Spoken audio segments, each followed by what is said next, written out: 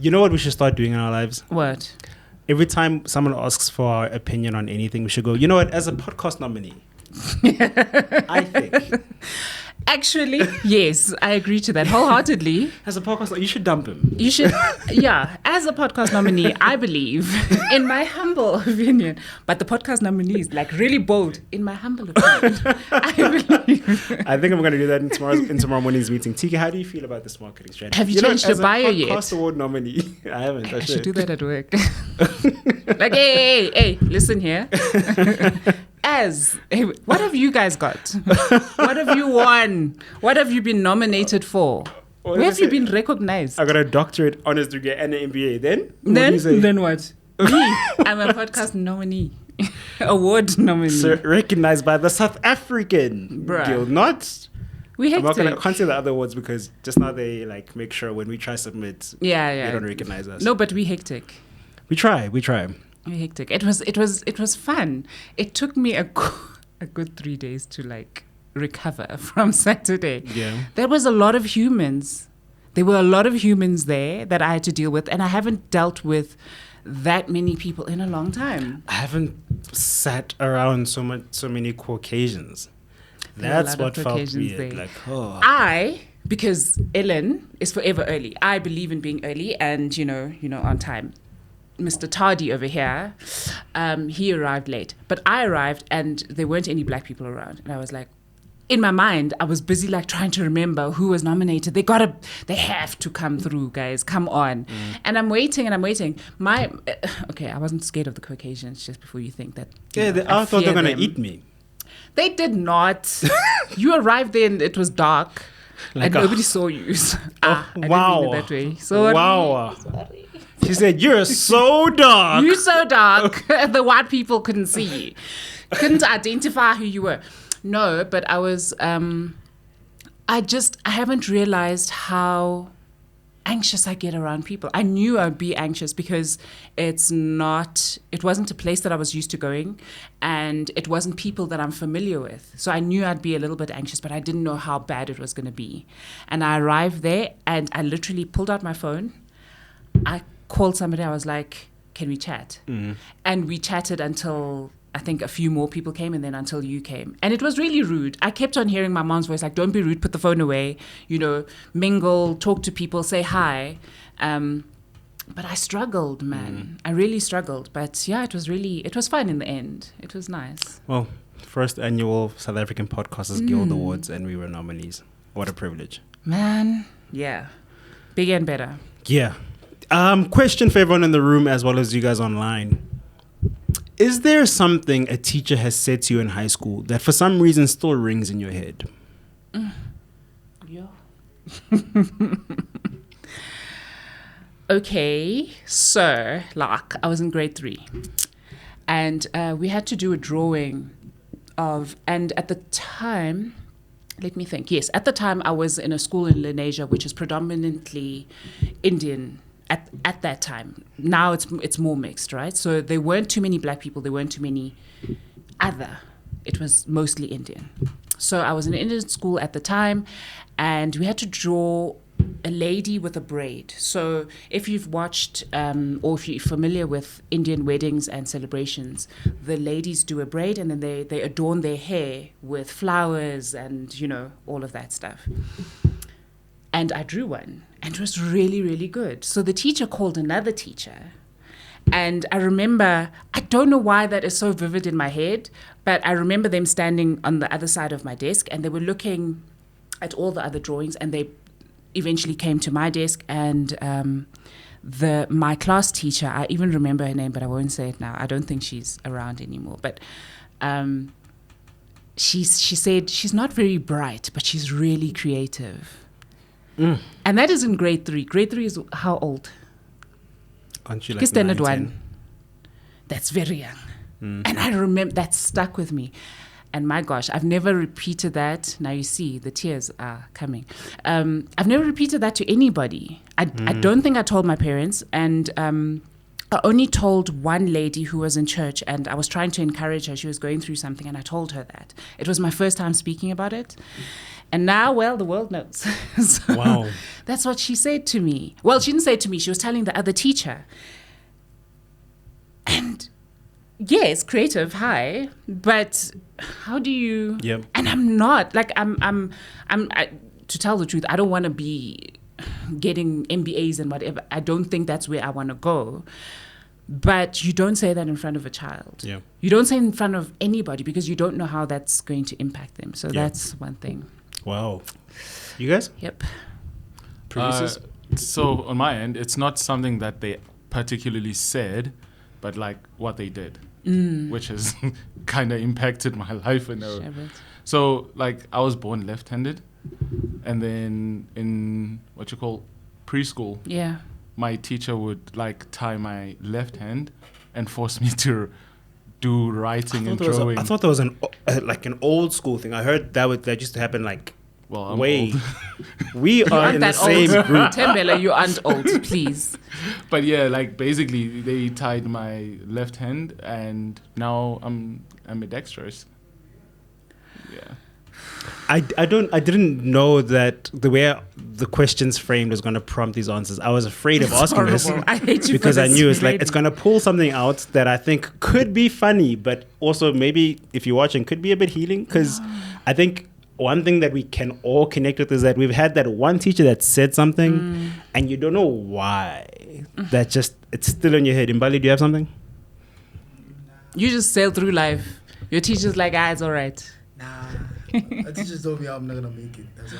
But that's bad, though. Yeah. Okay, at the time, did you have anything in mind that you would like to become one day or see yourself as becoming one day? Nah. So it really didn't phase you because at the time it didn't really matter. Yeah. But the fact that you still remember it right now It's my business. says a lot. When I thought about this question, I can remember an English teacher saying something. I can't remember what the words were. I think in my head, I remember, "Are you dumb?" I don't know if that's the word she said, though. And ironically, even though in that moment it brought me to tears, ironically, the rest of my school career, my favorite subjects became math and English. English because just how I love to play with words and write and whatever else. And then only like in high school, there was like an English teacher who saw the way I like to create with words. She kind of fueled the flames. Like, no, don't stop writing. Yeah. Like, guys, listen to that man's poem. That he's in grade 9 writing like that. Why are you writing like that at grade 9? And that just kept me going. Yeah, I think it was in primary school and someone said something that's like, I don't know why that marked me, but I just can't remember what those words were. And I'm just wondering for those online, like, hopefully you have the courage as you're watching this.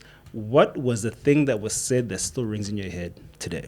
You're watching before you weekend. You're watching before you weekend. You're watching before you weekend. Hey, you're watching before you weekend. We'll talk about the week before it ends.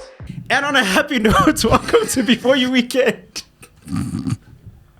I want to cry. I'm sorry. I'm so sad. What's up, everybody? Welcome to Before You Weekend. I have the privilege of being your co-host. My name is TK, the Podcast Award nominee. I was waiting for that. I was like, it's coming. Hold on for it. Just wait. And I'm alongside the ever so beautiful Ellen. Thank you, another man. Podcast Award nominee. Yes. Hello. How you doing? I'm good.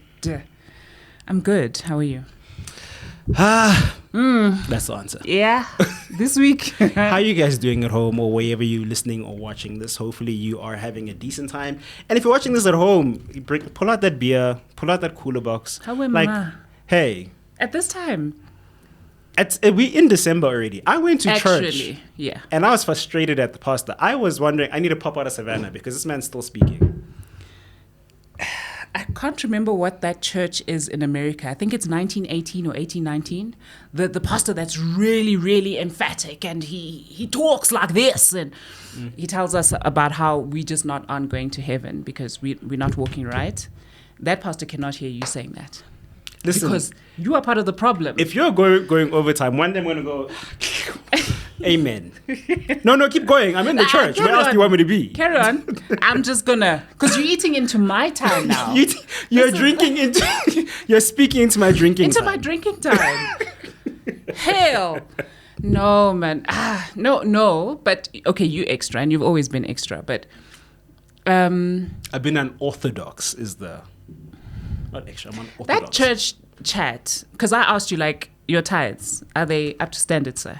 Because you want water on your seat. And I'm pretty sure if they gave everybody water, because you black people come late, like you arrive late, I don't. it's going to be...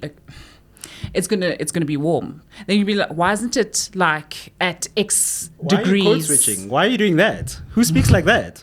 I don't speak like that. Where'd you get that from? Okay, sorry. My word. We don't complain as black people.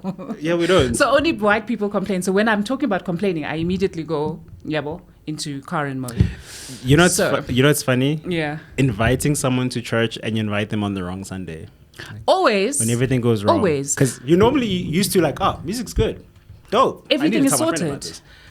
Sermon, this preacher is killing it. It's sharp. I'm not disagreeing with what he said. The word is accurate. I can confirm with other scriptures. Yeah. My subconscious agrees with the word.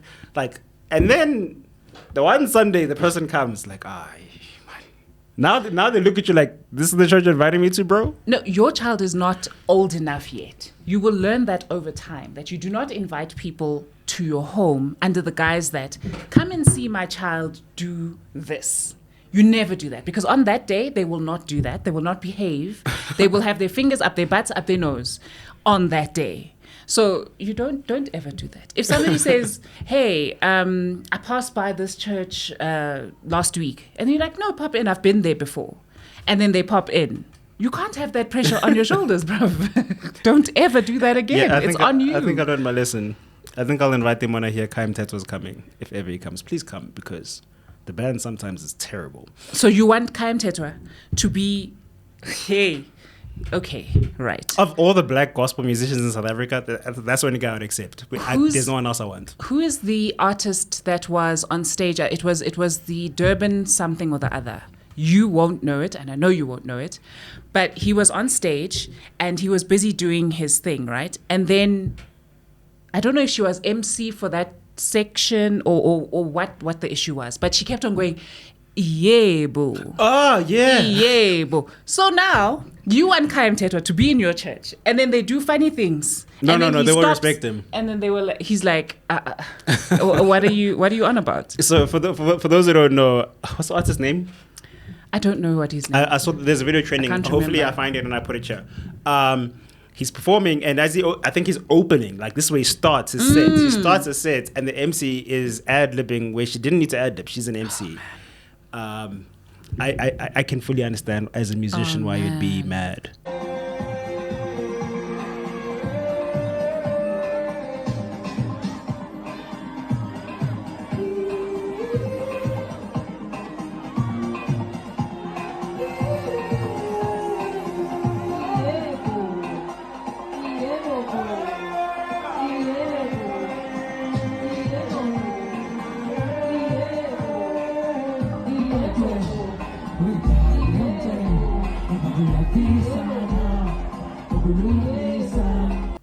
Like, and it was building up so nicely, and she was just so everything deaf. She just didn't get it. Yeah. Ugh, shame. All right, let's get into it. The guy who gave us Michael Jackson has passed away. Rest in peace to Quincy Jones. I mean, he's given us a lot, but for me, it's like, damn, thank you for giving us Michael Jackson. Yeah. He also gave us Fresh Prince. Yeah. And a whole lot of, like, colored people. You can't in say, South Africa, you can say please colored say that. people. Like, yo, like, oh, okay. In Sauda, you can say colored people. Americans are going, see, this is why I can't. I just can't. I can't. Do you know who you're talking about? That was a bad accent. But, yeah, no. Thanks, man. It's been a while. That made me think, like, of death is inevitable. But I just feel like you can't go. So it's him. Okay, not really him. Who's the guy that plays God in everything? Who's the voice that plays God? Morgan Freeman. Yes, him. And then the one, Simba's dad. When he passed away, James Earl Jones. That hurt. And I was like, okay, but what you expecting? This person has been around forever, ever, you know? And I can only imagine what the family is feeling, because this is somebody that was, you know, that close to them. But for the world and who's been impacted by their work, it's like gone too soon. It sucks when someone dies and the first thing social media wants to do is, let's find the holes now he's dead. Like when James Earl Jones died, I think it's James Earl Jones died. Oh, you know he's married to a white woman. Oh, yeah. That's the first place we run to. I didn't want to know that, but now I was like, why is that in my head? I mean, also that you reminded me, I think you sent it to me, or someone sent me the whole top tier man, that guy that's trending right now. Top tier. The guy said, I'm a top tier man. I'm 6'4". Yeah. It probably was me, because it was tonight's conversations, yes. And so I'm pivoting from the Quincy Jones passing away, but someone reacted and said, do you know who this man is? Let me show you his family. And then they popped up his wife. It's a white woman, like, oh. Mr. Top Tier. Yes. Mr. Top Tier is like, Yeah, it's a white woman. All the kids are mixed, like, oh, this is not a strong case, sir. You're on a black podcast in America, and you know they're messaging their tone of voice as a brand. Why? And you know you're going to have strong women on there. Oh. And then you're going to talk about, he didn't say it, but it was heavy in the undertone with the black woman, right? When he said that now you're talking womanese, I was like, I don't really watch that show, so I just watched that clip that's just the clip, rounds. Just the clip on its own, where he's like, now you're talking womanese, because she said, the first thing that I think of or I go to is not the fact that you're 6'5" and the fact that you earn more than X $100,000 a year and you drive and whatever. That's not where I go. How do you treat me? How do you? And I was like, exactly that. But he's, now you see. Do you think people can tell when you are dating outside areas? Like, are there things that suggest that, whoever you are with is either super bougie or is from a different race? Can someone tell, or have we become so good at pretending to live out a character that exists in our head, just to hide what's the way we really live? I wish I could hide more, because it's written all over. The writing is on the wall, and it's not just with the people that I date. It's the wherever not the circumstance, but wherever I am, right? For example, I worked in a company that was Afrikaans speaking. I started drinking Clippies and Coke.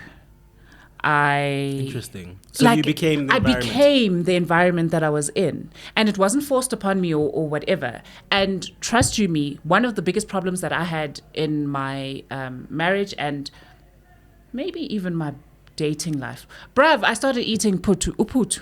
Because of a Zulu man. I am this big in weight because of a Zulu man.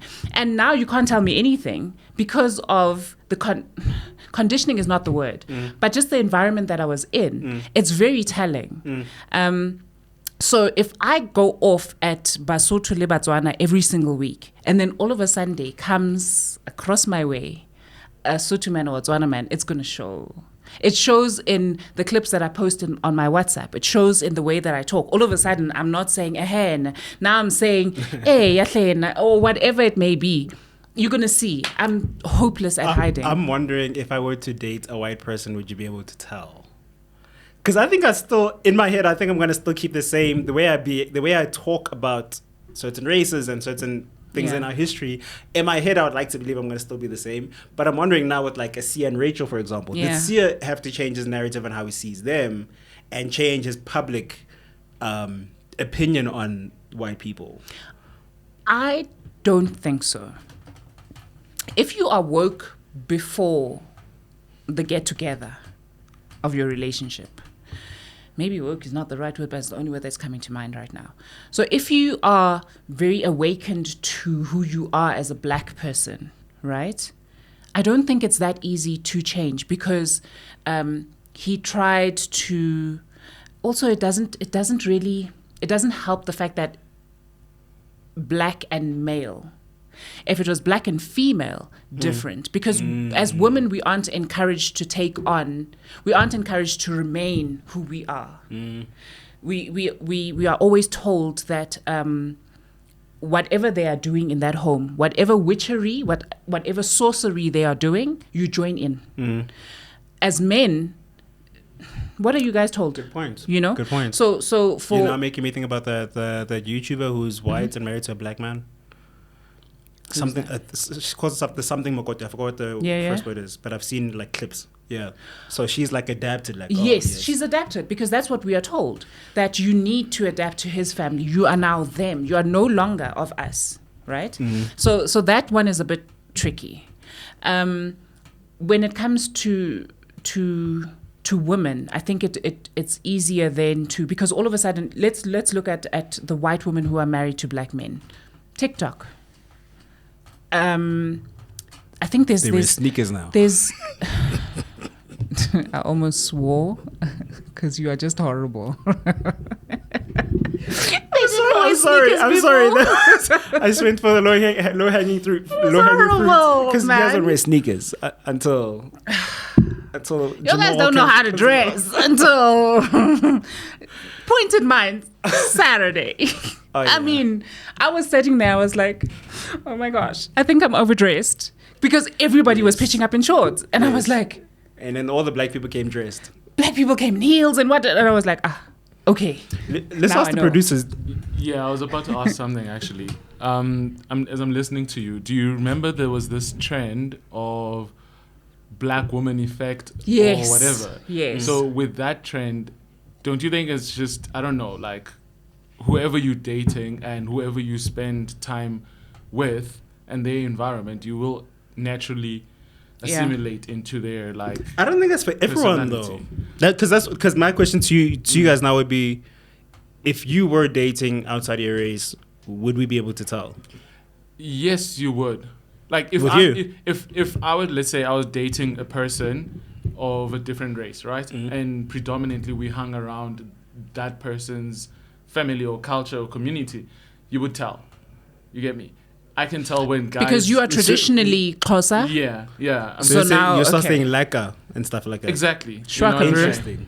So that's the same thing. If you spend time with your partner's, race, family, community, you will naturally assimilate to that, regardless of whether you're black, you're a guy, you're a woman. The more, it's like where you spend time the most. Did you go to a Model C school? Me?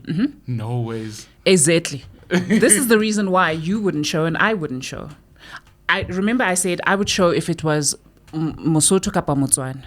So it's within the black or African race. It's just with white people, it wouldn't show because we went to school together.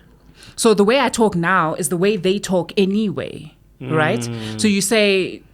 okay, fine. Now it's old, but like you say, "Hey China, hey." There's no change because we went to school. But even though I went to Model C schools, I was never part of the Lakabru. How's it? Hey, but because you've been woke. I was like, I'm not doing that. And we had a fight about this last week because you said you're not there from the US of A.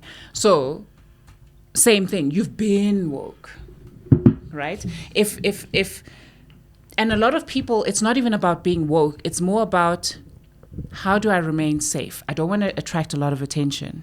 So I need to become this chameleon and, transform into, just so that there's no attention here, right? You're safe here. So maybe that's why. But I'm not going to AD Blofen on Yemel all of a Sunday because now I'm with Trikas and say Mart. Yeah, no. Which brings me to the Summer Awards. Okay. I think we should keep this segment short because... Very short. I did not catch up. I'm trying to not speak bad of it because I wonder when to direct it. You talking about a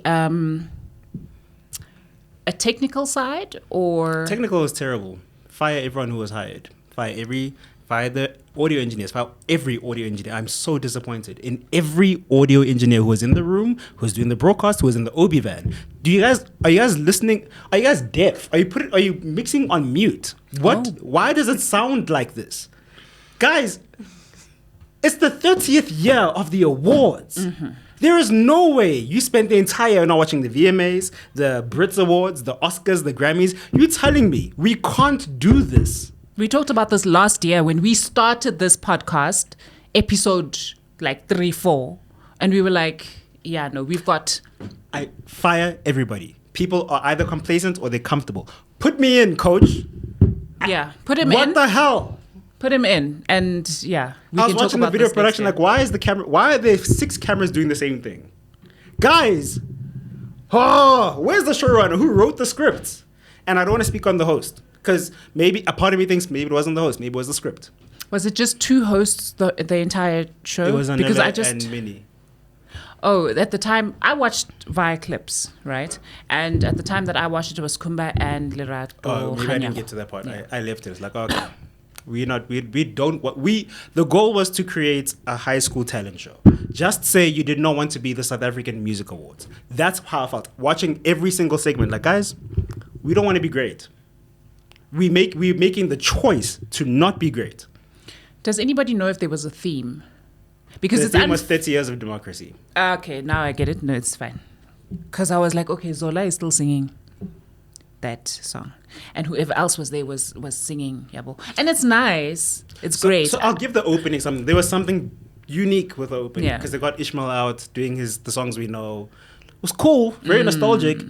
Just how it sounded. Terrible. The choreography was pretty cool. And I'll give Eugene and the Kryptonite Dance Academy, I'll give them props because they've been handling this for the past 2 years. Yeah. So they have a great idea. The problem is the other components or departments aren't married to each other. Yeah.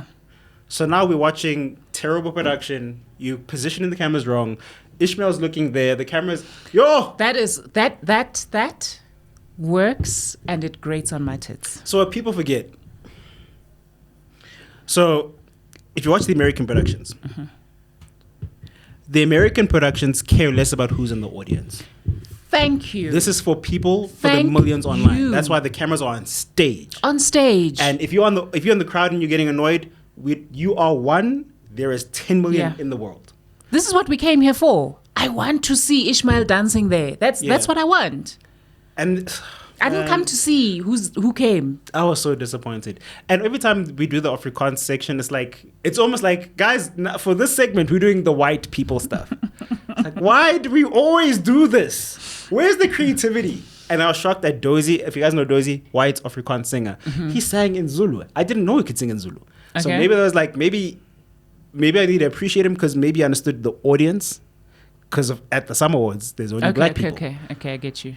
So it's not appropriation or anything. He did his typical Afrikaans country sound, but sang in Zulu. I was like, smart, very strategic. Yes. But I need to take my hat off to you. As for everyone else, sorry, read the room. Yeah. Where's your log drum in the country thing? I get it. That's my frustration. So I don't know one record of the year. I haven't gotten to that part. At all the other big awards, I don't know. I know Oskito got an award. I was about to say Oscar who? Tyler got an award.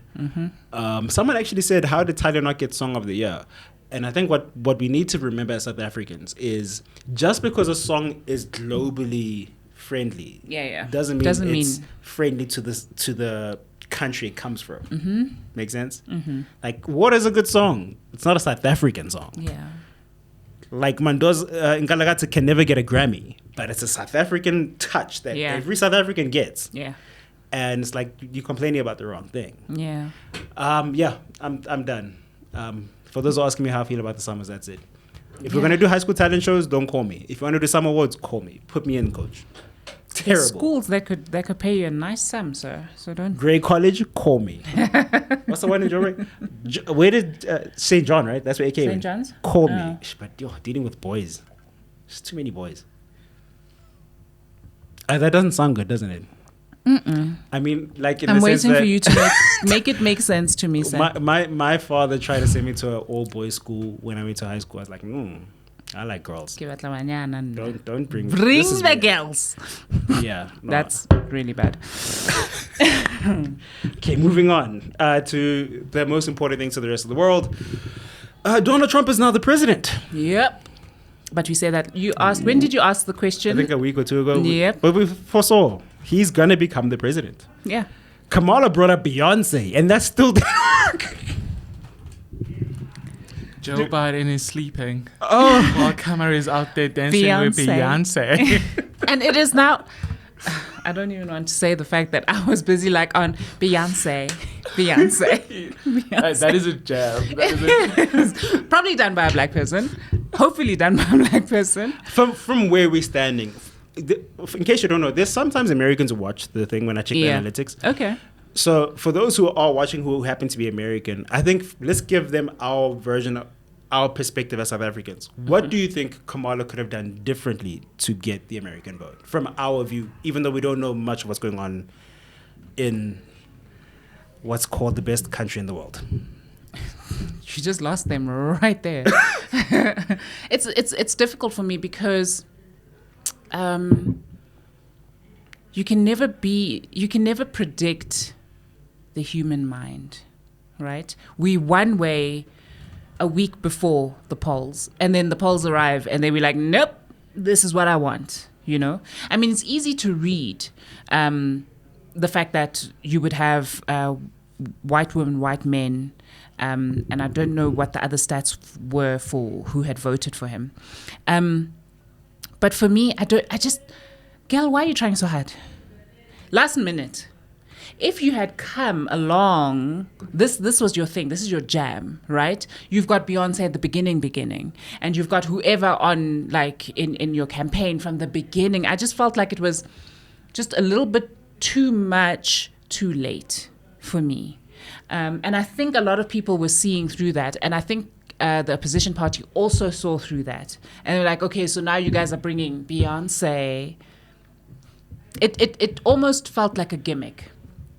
Right? Because when have they been so vocal?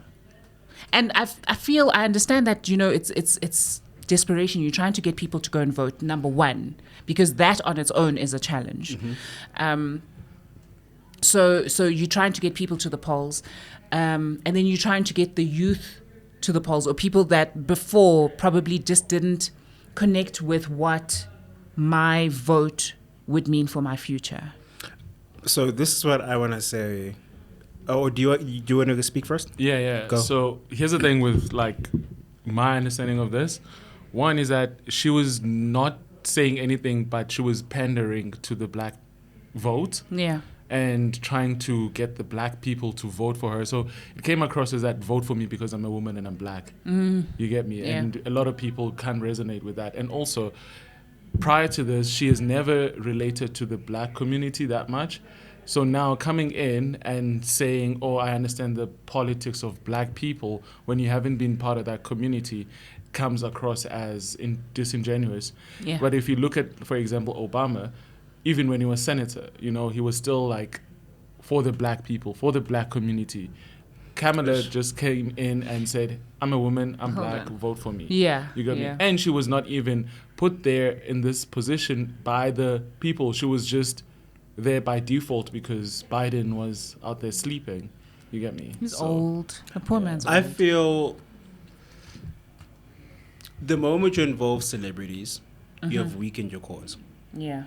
Because you've told everyone you need someone who's got a following to speak for you because you have nothing to stand on. So by the mere virtue of bringing Eminem on, Beyonce on, all the people we appreciate as artists. That's what you're there to do. We love that. Yeah. We don't need you to speak for how our kids are going to live for the next 5-10 years. Just do what we love about you because you love it too.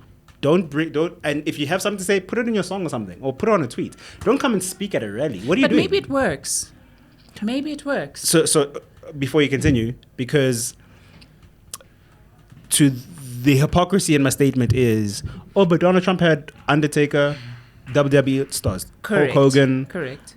Elon Musk. Yeah.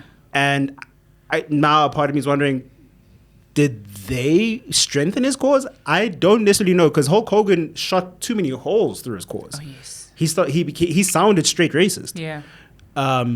However, I just feel the moment celebrity culture, because America has no respect for leadership like that. Okay. That's why they're so big on celebrities. They've never had a king.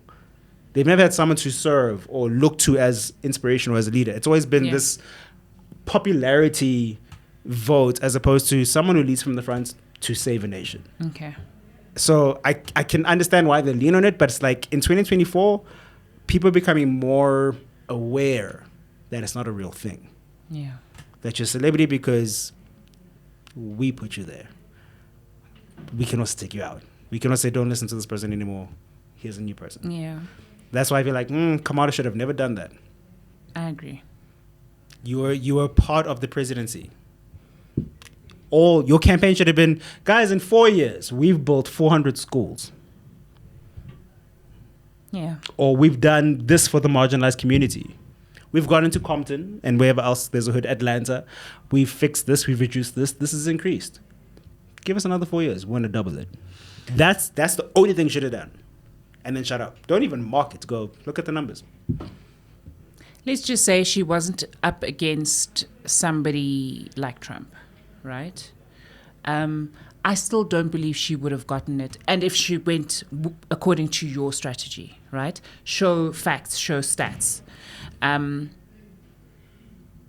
think it might have been in the following, because she's a woman, not just because of everything else.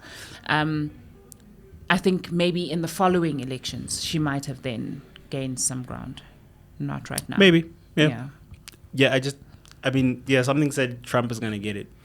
I was excited to see a black female president. I would have loved to see that, but it's like, nah, the way you're going about it's not going to work. Yeah. Can I ask a question, though? Everyone wholeheartedly, okay, not everyone, but we all understand that Trump is basically a horrible person. But what do you think is so alluring for Americans to vote for him once again to be to be president? What is it that about him that keeps them glued? The simplicity in his message is what I feel. He's not trying to... Yeah. Kamala sounds too educated. That's why even in the debate, of course, in any debate, you're going to kill everybody. Yeah. You're the lawyer. That's your job. You play with words and how to frame things. That's what you do. Compared to Obama? Oh, you can't mess with... Obama is amazing. Charismatic kind of... Charismatic. Yeah. Give him a stage, he will murder it. Yeah. So what it means then, it's the whole code switching thing. I can't show up as Ellen, lawyer, XXXX. I can't show up like that. I've got to be charismatic. I've got to get them. There is something about Donald going. Trump that says to people, he's a simple guy. He just came from a rich family and he doubled and tripled what they did. Yeah. That's the American dream. Like, oh, your parents start something so you can take it further. So I can have I don't even think he's got a degree in anything. The country needs. I can have everything that the country needs as a black woman. And they still won't hear me because I just don't have it in me to do, to perform and to give out the gimmicks and all of that. I don't know how to speak simple.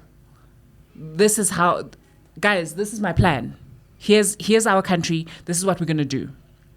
And it could work. But because I don't have the fanfare, that's not fair. I understand why he won. I understand why she lost.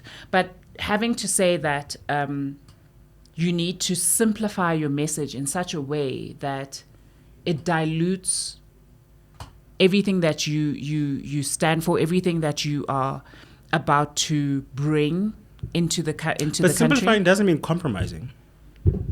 How is it not compromising? It's just speaking to the people who want to be understood.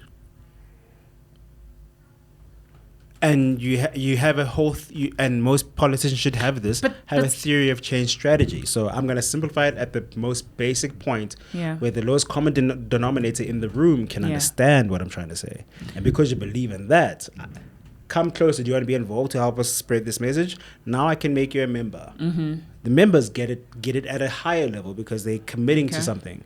And it keeps going higher and higher because the higher you go in communication, there's a certain level of intelligence, acumen, commitment that the people have. But for those who aren't committed like that, you can never speak number strategy because they're not there. They're not committed to your strategy. They're committed to what they believe as an American. Okay. And Donald Trump knew how to speak to the lowest common denominator in the room. I give you that. Makes sense. And Harris, as great as she could have been, it's like, you're speaking to 2% of the nation, actually. Yeah. Okay. Hi again. Guys, if you need me as a campaign strategist, Try me. Is that where you're going? Yeah. In a suit, Monday to Monday. Yeah. You. And I'll make it to. I'll be like Robot Boy. Make it to a GQ cover. Campaign strategist in a suit. 6-pack, all out. No, 6-pack's gone, but the chest is there. We need everything. You can't come with one and not the other. We want everything. 6-pack and a chest.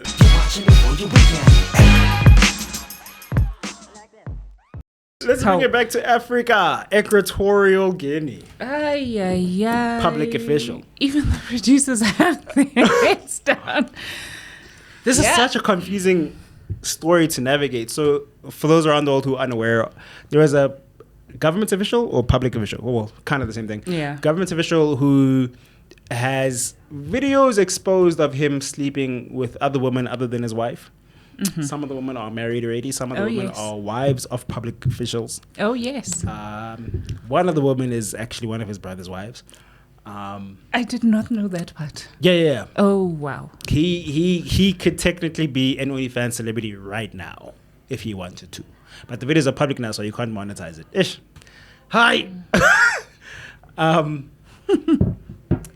This is the tricky thing. So it's 400 women. Wild. Crazy. Everyone's judging like 400 women. Mm-hmm. I don't know why we're judging the number. Yeah, because I don't know if the number really matters. Because the way the media is framing it, they make it sound like he is, and maybe I could be wrong. Maybe it could be coercing some of these women, but I've seen some of these videos. There's no coercion. They know what they're doing. They want to do this.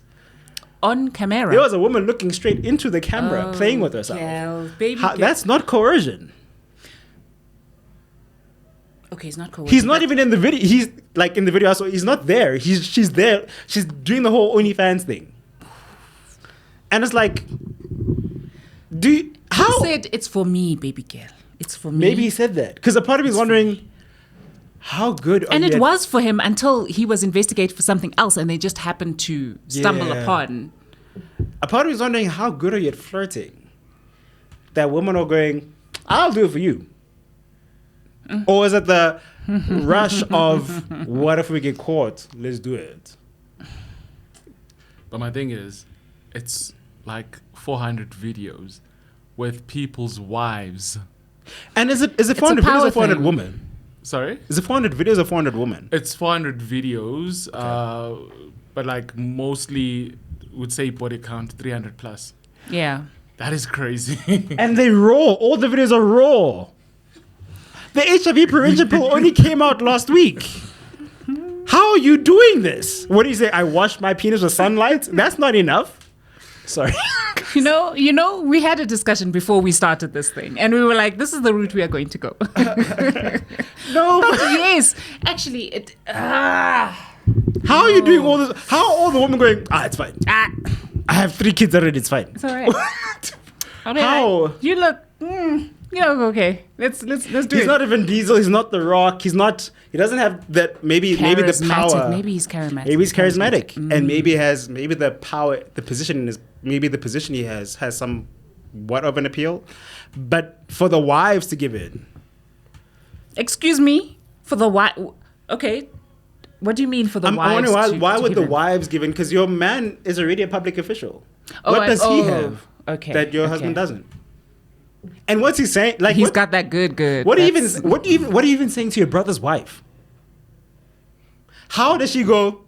Or is there a conversation among the network of women going, no, but he's good? Or what's going on? How does that happen? You lean into her vulnerability. You know that they had a fight over something. Your brother maybe told you something, or perhaps you just noticed something happened, right? And then you lean into that.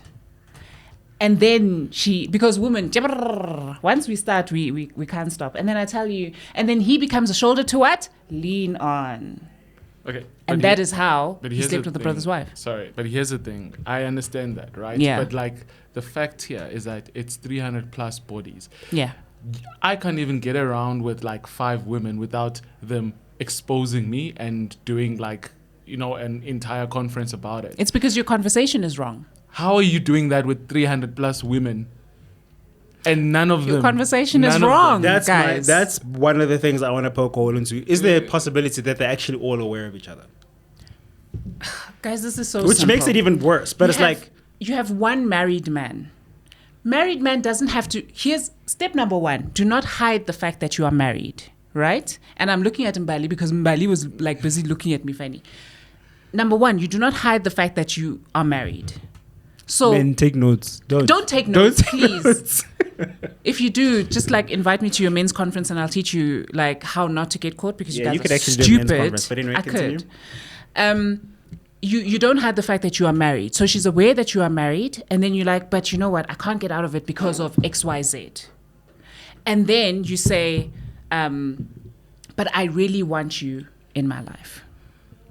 Girl, like, women have this thing, not all of them, but obviously, women have this thing where I can be there for him. Nobody else can do this but me, right? And then you get into that thing. And then you tell the next person. You don't even have to tell the next person about wife plus 1. You just tell the next person about wife. That's it. And when things start getting heated, you're like, number 1, we can't talk about this.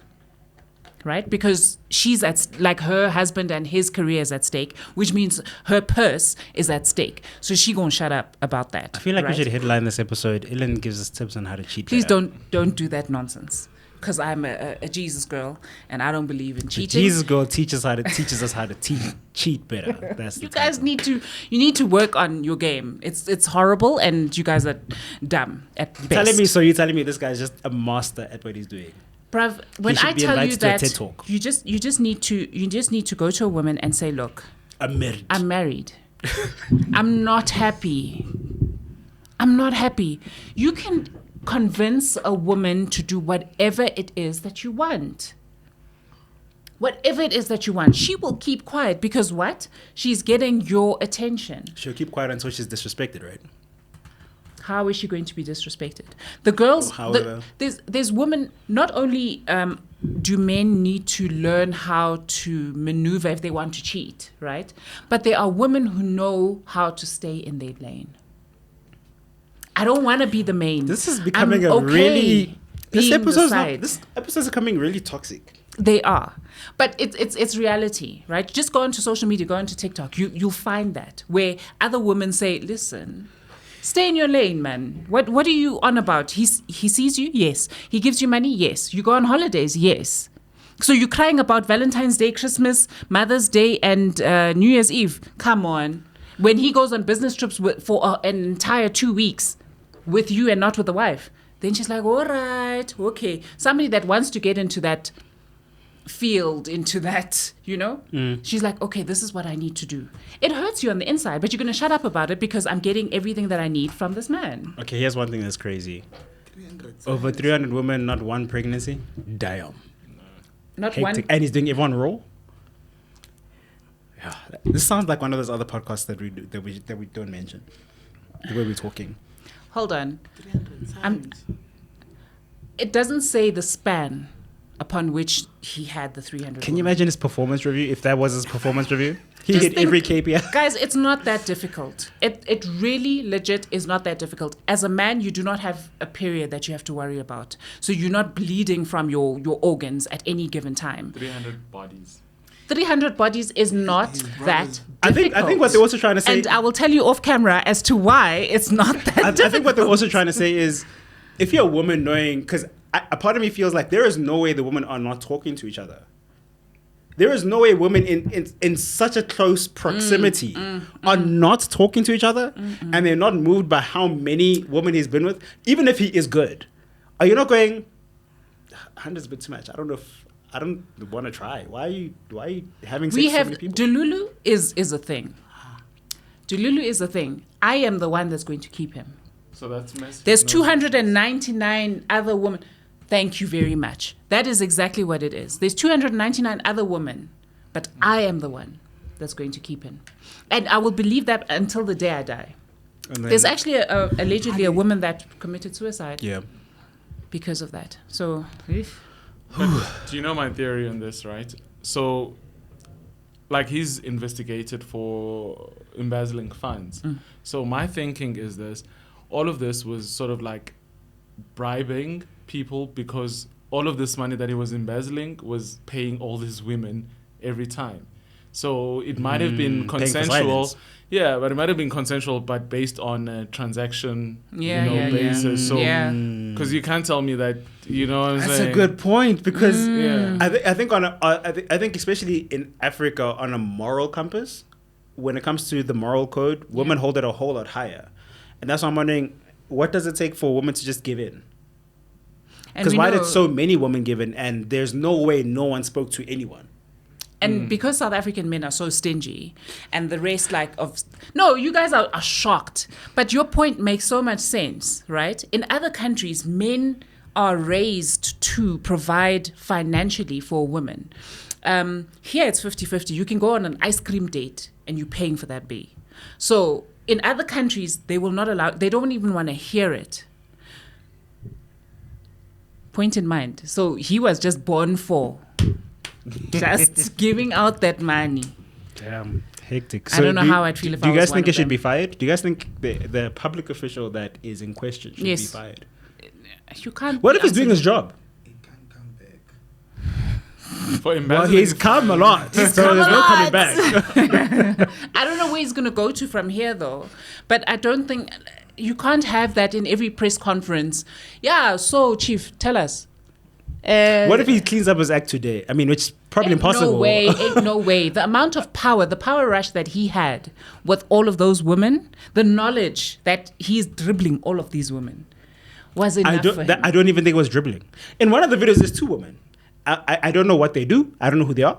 But there's two women in the video I saw. Mm-hmm. And it's not like I was watching porn. I clicked on X, said trending, and they said trending for you. X is porn, bro. You know Hey, and they said trending for you, Equatorial Guinea. It's like, let me see this thread. And there was video after video after video. It's like, oh, there's a video of two women. Okay. And that's why I thought there's no way they're not talking to each other. And now you got a good case, because wondering, what if he is giving them money and whatever? Like, yo, I'm rich. Let's travel. How much are you embezzling in order to give 300 women? Because if you look at South African stats, okay, fine. Maybe if you're dealing with one side, you're giving like 50K, right? If you're dealing with more than that, what are you giving? These women are wives to delegates and politicians. Like, their nails, their hair, they've got what they need, right? Their husbands are probably doing their own things on the side anyway, allegedly, apparently. I don't know. Don't come for me. So they aren't that strapped for cash where just a few hundred rands is enough. They need something substantial. So how much was he giving them just to eat shut up? Well, maybe he's going to move to South Africa, but then he'll get deported quickly. Because we are deporting everyone. We're deporting everyone, and also because of the way we treat foreign men on this whole thing that they are stealing South African women. We don't want somebody that can wipe out an entire country in the blink of an eye. But also, South Africa loves perception. So the moment a man walks into the room with a suit, no one's going to go, he must go. Nobody's going to do that. No. Oh, he's got Patch Smith money. Yeah. For me, it would be a no for him to come through here, because, not because of anything else, but it's just like going 300 bodies raw. 300 bodies raw. What if I bump into someone go Bram and is part of, they're part of the thing. 300 bodies raw. Why are you rowing anything then? Eventually you're going to have to. Why? Okay, let's... Hi. Wait. We don't know. Hold on. Let's... I get you though. You can't... Lovers... Kind of king. Lovers Plus... But we are the ones to talk for your campaign. But my point is, eventually, going on that is like, that's a very high health risk, to let loose. Would you be impressed if he was told? So you're saying you are allowing in a pandemic into South Africa? Exactly. Would you guys be impressed if he was forced to do a test and everyone else was forced to do a test and everyone comes out negative? That would be a miracle. Would that impress you guys? But they subjected him to an STD test. Oh, really? Said they subjected him to that and said that it will be an added charge if he's found with an STD. Yeah. That makes sense. Yeah. actually, because then it's kind of, what is it if you have HIV and then you infected somebody? Knowingly. Yeah, so I don't know what that charge is. I remember we did that on law in the first year, and we were arguing about it for the whole day. You did law? Yeah.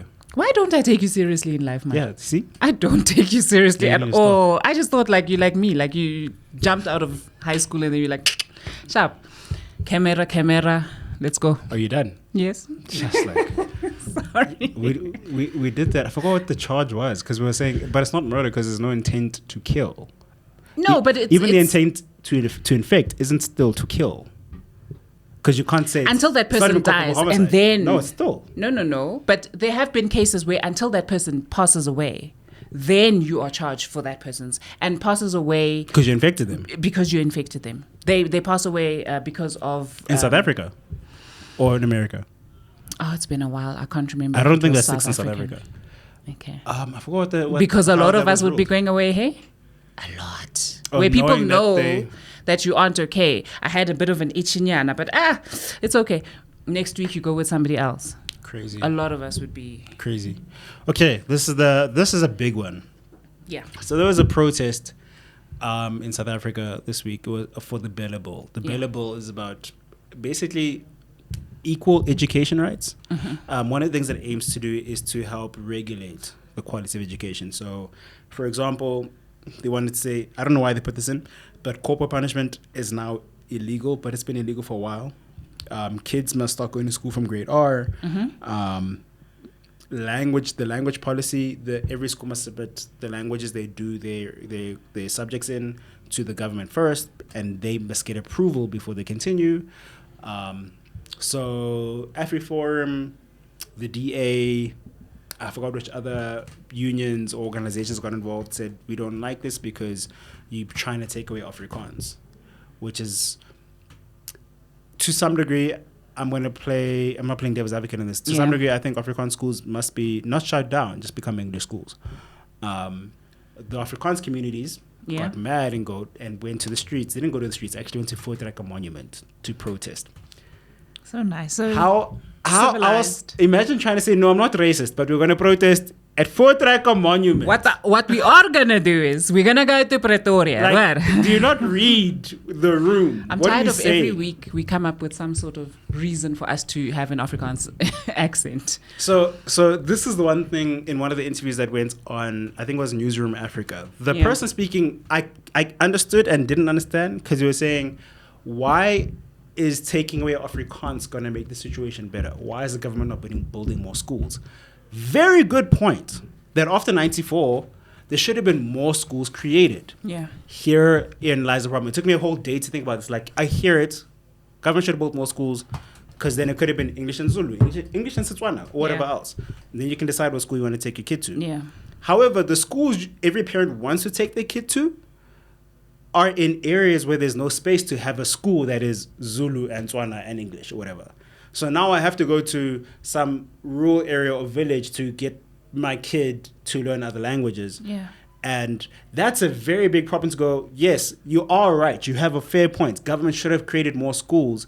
Don't take away Afrikaans. And I want to say something that's so divisive. Think about it. Calvin's back soon. Think about it. Let me save this one. This one's save it for when he can handle this one will make me sound like I'm a KKK member. Oh wow. On the black side. Okay. I'm just saying, maybe temporarily the solution is to not have Afrikaans schools. Because the way the system currently works, it still favors, even if we're saying 30 years of democracy, it still favors one group. Yeah. Well, two. The white English and the Afrikaans English, and the Afrikaans white. Still favors them. Yeah. Financially, educationally, whatever university they go to, it still favors them. It's still hard for a white person to not get accepted into university unless your grades are that bad. Yeah. But there's like a financial comfort or confidence that institutions have when they go, oh, but you'll get money. Yeah. Or you can still get the bursary. And yes, there's every other board, every other policy, everything to try help get the black South Africans up to standard. It's still not enough considering the population we have. So I hear the man. Like, yes, why aren't you building more schools? Don't take away from us because you can't get it done. Yeah. I hear it. Very strong point. I just think it's even how he said it is divisive. Because now if I want my daughter to learn 3 South African languages, I have to now go to something secondary in some other village that is 60 kilometers away from me. Problem. Yeah. But can I ask something, right? How does this bridge the gap for people who don't have access already to the schools, like the schools that we're trying to get access to? Yeah. How does this bridge the gap? Because the way that it sounds for me, it's more of a class issue rather than an actual race issue. You get me? Like, not race, I want to say, but it's more of like, just because now I'm an African in an affluent area and I want my child to learn African languages and I can't take them in this area, I'm forced now to, mix them up with other lower class people in a way to say. So now how does this, help the entire people and give access to the whole group instead of asking how does the bill help? Yeah. I think that's what they were trying to eliminate because parents who, I guess, lower income parents also want to take their kids to good schools. And the school nearest them is probably some Afrikaans school. It's like, I don't want my kids to learn Afrikaans. I want good education. I don't want Afrikaans. Like, I remember when I was doing law, one of the arguments we had on our first year was, why is it that all the Afrikaans students are doing better than the English students? And then we found out when we read the Afrikaans translation of the papers, Afrikaans doesn't have a lot of nuance and definitions and synonyms. Yeah. It's a straight question. When we say, what is marriage? Oh, there's one answer to what is marriage. When you say what is marriage in English, now we're going to give you all 5 definitions. But the Afrikaans guy knows exactly what that means. And already that tells you, okay. We even tried to get the Afrikaans professor in family law fired because, you are favoring one side in how you ask a question. He probably stayed there because he wrote the book. But yeah, it's like, little things like that we think, this is not a big issue. Yeah. Oh, it's a very big issue. Yeah. You are dividing the nation. Sheesh, man.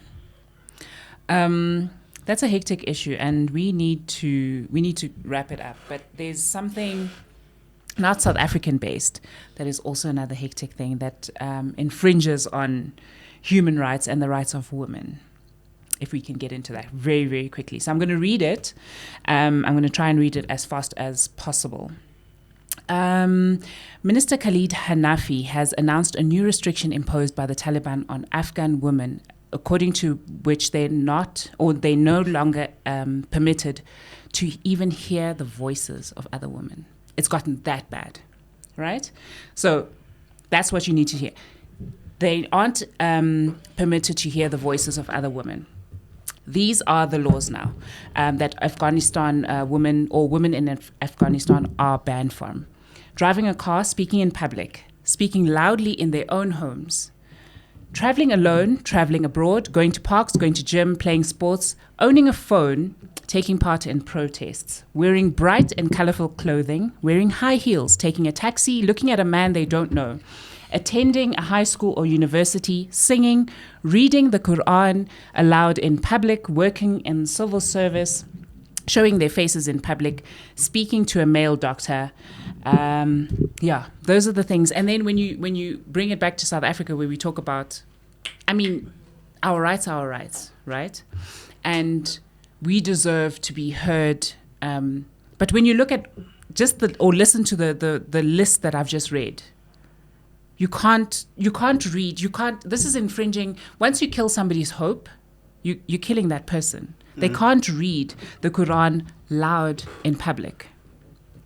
That's a problem. You can't work in civil service. You can't speak to a male doctor. What I'm hearing is you're not allowed to be a change agent. You can't be the solution that the country needs. You can't. And if you can't speak to women are banned from conversing with each other.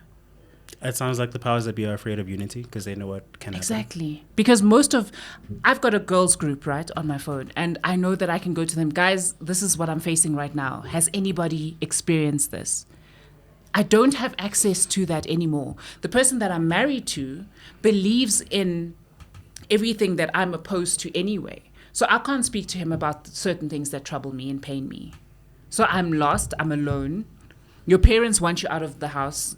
Go get married. You know, it's best for you. What else are you going to do? Because you can barely even work. You can barely even earn a salary without a man. Unpopular opinion, and I don't have facts to back this up. Yeah. Americans made that. Americans are the reason this is why they're in that problem. It's just my hypothesis. I could be wrong. Educate me. I just feel like Americans cause more problems than they bring any solutions. Okay. You got soldiers invading countries to steal and murder, and then they come back to America, and then they get told what? Thank you for your service. Your service was never needed. You went in to go take something that wasn't yours. What service was that? You disserviced people to favor your own. That sounds like you're doing what your previous slave owners did to you, and that's all you know. You don't know how to be African. Okay. So can I ask a question? With the Afghan situation, right? I understand it's mostly like an Islamic-like nation, right? Correct, yes. So is this coming as a part of their religion and faith, or is this mandate in terms like put down by the government as like this is the law of the country right now? Not because you practicing this religion, but because you live in this country, you are subjected to these laws. It's because you live in this country and the Taliban has rule over. Okay. Yeah. Okay. So it's not all women, but just to have one woman anywhere in the world have to be subjected to all of this. It's very intense. I remember it was last year or somewhere. They warned when USA was told to leave. The warning was if we do leave and the Australians were helping them, if we do leave, Taliban will come back and it's going to get worse. And yes, granted it happened, but it's like I do feel some stuff could have been prevented. I don't think Americans were the help that they thought they were. Yeah, it's almost like the whole 9/11 attacks thing, and we're going overtime where they're not telling the full story as to why that happened. Yeah, they're not saying that they actually invaded a country that wasn't theirs. And Bin Laden was actually a billionaire who had enough money to buy a military. I don't know how much money you need to buy a military, but he could afford a military. And it said, leave my country, leave me alone, leave my people alone, I leave you alone. And they didn't listen because they wanted everything. And he said, you're not listening. Here's the message. I'm going to blow up 3 embassies at the same time. That's how strategic it was. 3 embassies at the same time in Africa, at the same time, blew up. And they knew about it. They heard Bin Laden did it. And they said, we're not backing down. And then 9/11 happened. And then they're like, now you're causing war. And what does America do? Become a marketing agency. America, we are under attack. Let's not talk about the things we did. Don't focus on that. Yeah. Let's just get in Beyonce. Sorry, this is going to go overtime. What a week. I feel like we should move this podcast to another platform because YouTube is not going to like anything we said about Americans. Whose fault is that? It's some dark guy who is not seen. It is the dark guy that everybody asks about every single week. Damn it to hell. Just need Americans to be better people. Yeah, I think this week's episode might just get lost in You're gonna see one the view. the fire that's happening in America. They're dealing with a lot. Exactly. So you're gonna see one view. We cannot. They're gonna say this is abuse of. This is. But this is the thing I want to say. This is the one point I want to say before we end this. Social media platforms would all be boring if everyone saw the world the same way. Correct. Oh, correct. And I'm saying this to say that organizations need to be divisive to make money. I need you to stand for something, belong to something, become something so I can make money. If you feel like we all need to see things the same way, no one's going to watch it because there's nothing interesting about all of us seeing the same thing the same way. Yeah. They want someone to go, but wait a minute, let's look at it this way. Money's made. Okay, I'm done now. So we're going to be making money off of your problematicness. Well, let's get the Muslims to watch. Ay, caramba. Like, guys, I try. I know. That's what it was, guys. The world is up in flames. And a small percentage is because of TK. Right? But that's also the reason why we are what are we called now? Nominated podcast, whatever's. We were nominated. It was amazing, and we are so grateful to have been even thought of, in the category that we were nominated in.